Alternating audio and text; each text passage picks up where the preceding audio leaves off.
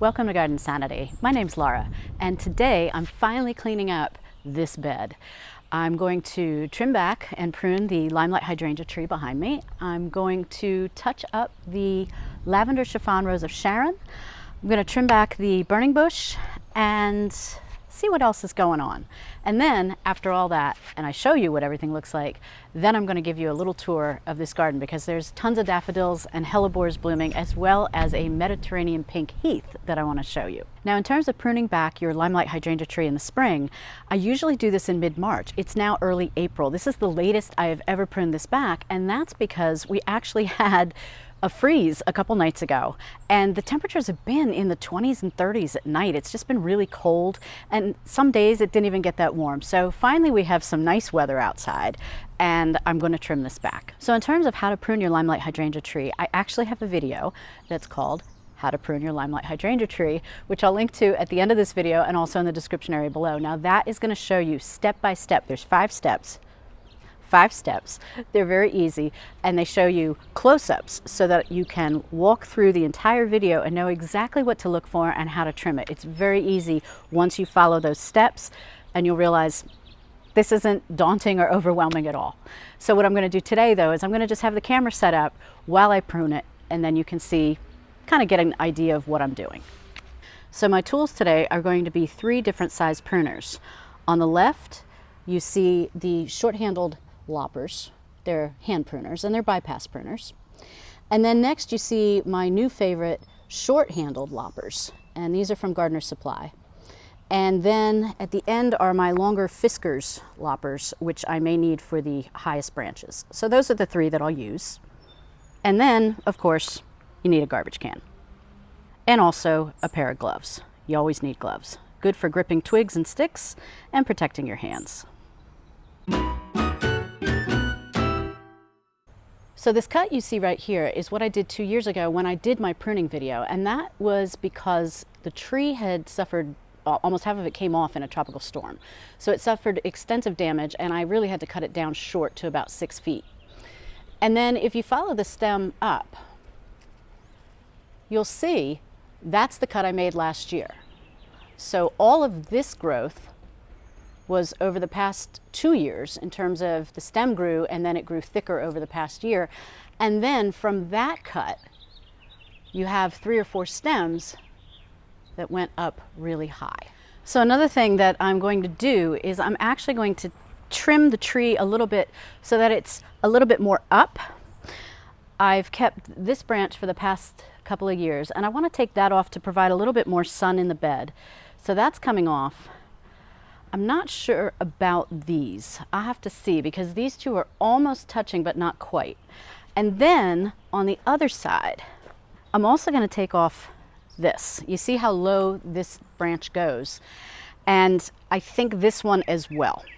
And even though they're healthy branches and they look great, what I do want is I want more sun in this bed. And I don't have anything planted here yet, but I do want to plant something. And likewise, I do want more sun to hit these 2 little quickfire hydrangeas, which, by the way, I'm also going to give a light pruning, so I'll show you that too. So I want more sun to hit these. The one on the end is a little small. I'm not necessarily sure it got more shade. It's just, I want them to grow more. They haven't really grown. I'm actually going to measure them this year to see how much they grow from this year to next. I'm real curious. They're supposed to get 3 to 5 feet tall and wide, and they're probably around 3 feet right now. We want to get them up. Anyway, more sun might help that. So these 2 are going to come off. And then other than that, I'm going to do my regular pruning. So let me get started.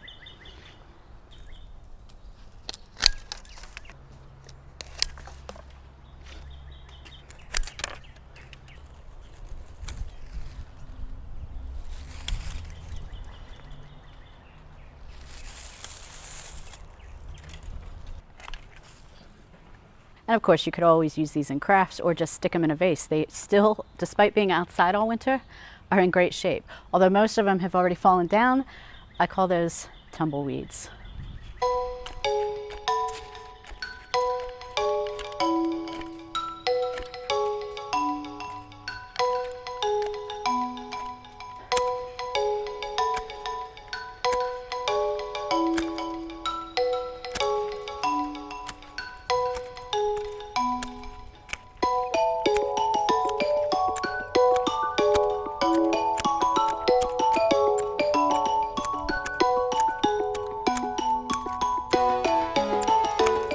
A key tip is if you hear branches doing this,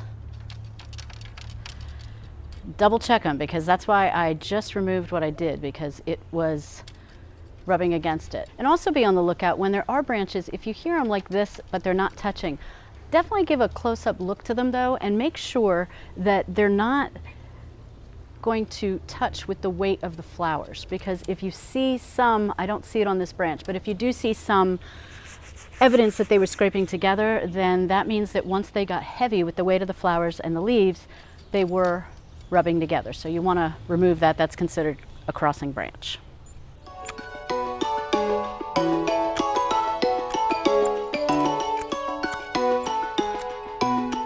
Okay, so see this guy right here. That's an example of crossing branches. And if I pull it apart, and I'll show you after I prune it, you can see the damage that's on it, on both stems actually. So it's a matter of which stem you want to take out. This is an older established stem, so I'm going to take this one out. It's just growing straight up as it is, so it's pretty easy to remove. And you just take your pruners, give it a, I should probably use loppers for this, but these pruners work fine. And there you go.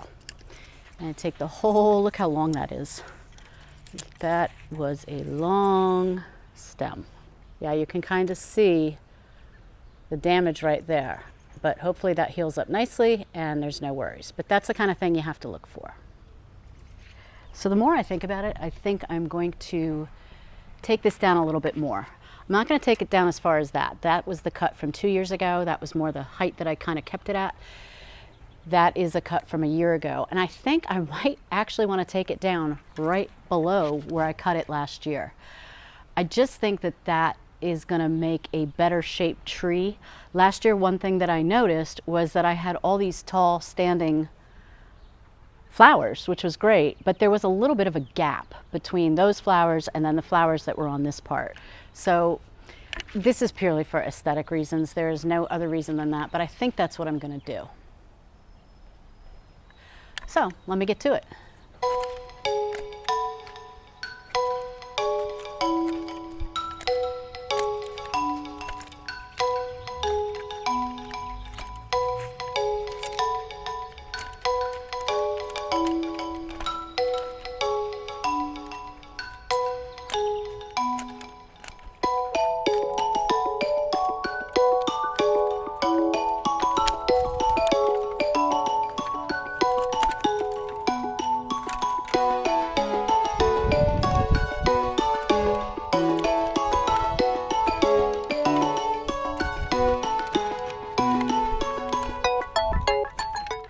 Okay, I am done, at least with the Limelight Hydrangea tree.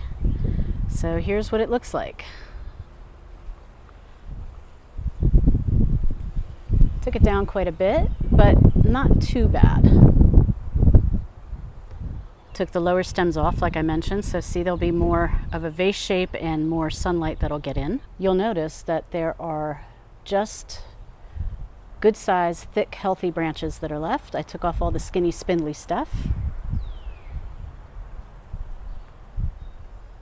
So using this stem as an example, you got a nice set of buds here, and a set of buds there, and a set of buds there, and I cut right above it. And that's the best way to do it, is use the buds as your guide. But honestly, if you don't see the buds, don't be nervous. You really can't go wrong. Wherever you make a cut, you're going to get more growth that comes out right around that cut. Now let's move on to the Lavender Rose of Sharon. Okay, so the first thing I'm going to do is I'm going to take off the tree protector. I put a bunch of plastic tree protectors around this to protect it from potential bunnies. But we didn't see any back here all winter, and I think that's a good thing. So I never even had to double it up. Usually I would put 2 of these around, one stacked on top of the other. But I didn't have to do that this year. But now that all the red Devon daffodils are around, which rabbits don't like, I planted them to be a sentry around this, and they're doing a good job. Now mind you, the red Devons opened way earlier this year, but here they are, and they look good. So now let's tackle the rest of the Rose of Sharon. So what I want to show you with this Rose of Sharon, and you can really see the stems against the arborvitaes in the background, but this got demolished, well not demolished, but practically demolished by rabbits a couple years ago. So the growth has been a little bit slower than I would have liked by this point, but that's okay. So I'm not going to prune this, and you don't really have to prune Rose of Sharon. What I am going to do though is I'm going to take off these guys. So these are all the open seed pods, and I left them up for winter interest, but I'm just going to snip them off with some pruners right at the edges. And that's all I'm going to do to this plant. And by the way, just to show you, let's see if you can see this. I am already seeing some very small buds. So I forgot to push play. So I just trimmed this whole thing with this setup, and you didn't get to see any of it. Not that you needed to, but basically you see that all of these that had the seed pods that were dried are gone. It's pretty self-explanatory, right? So not such a bad thing to happen. Okay, now I'm going to move on to the little quick fires, and I think I'll remember to turn the camera on this time. Okay, so it's pretty hard to see these in the sun right now, but you see, you can see them against my glove. I left all of these on for winter interest. By this point in the spring, they're kind of a gray color, and these didn't really grow that much last year, so I'm actually not going to cut much of it back. I mean, I see, you know, down here, now there is where I made the cut last year, so I guess they did grow a little bit.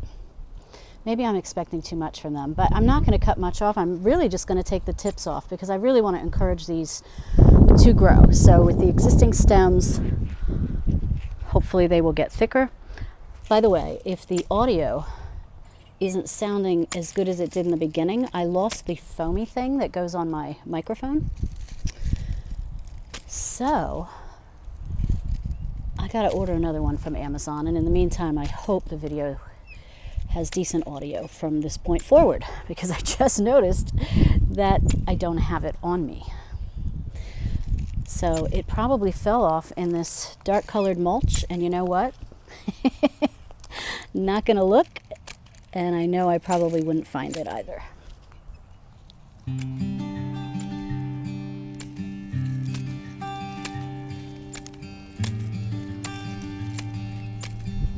So this guy's a little bit taller. And what's really interesting is that the two, I have 4 little quick fires here, and the 2 in the middle are much taller, and I would dare say a little bit healthier. Their growth has been better. And after we put these 2 in, we liked them so much, we went and bought 2 more from a different nursery. And a lot of nurseries grow their own Proven Winners plants under Proven Winners guidance. So the 2 on the ends, it's really funny. They are a lot smaller. They were just planted a few months later, and this is their this is going to be their second full season in the ground, or their third actually. I'll put it on the screen because I can't remember.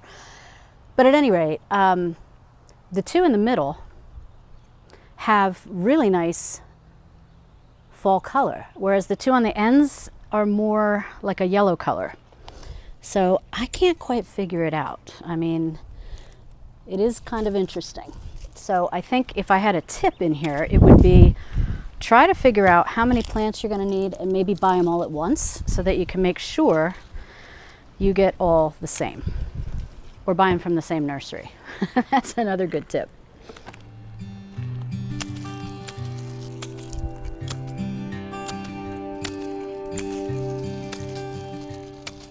Last year I did a video on this channel talking about how to prune your newly planted or very young Panicle hydrangeas.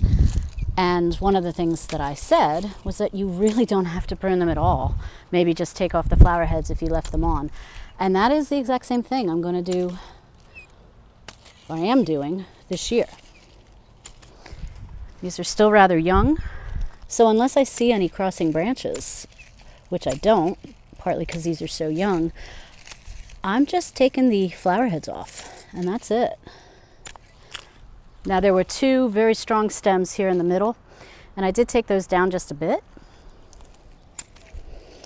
just to kind of blend it in with the rest of the shrub. Now you can kind of see the hellebores behind it, which I'll show you in a little bit when I give you a tour of this bed. And again, this is the last one on the end, again a smaller one. Hopefully he starts taking off.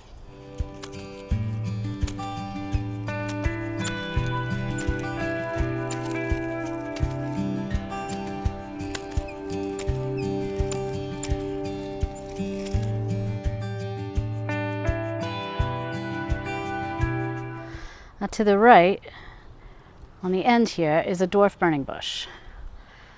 And I don't even think I'm going to prune it this year. It looks fine.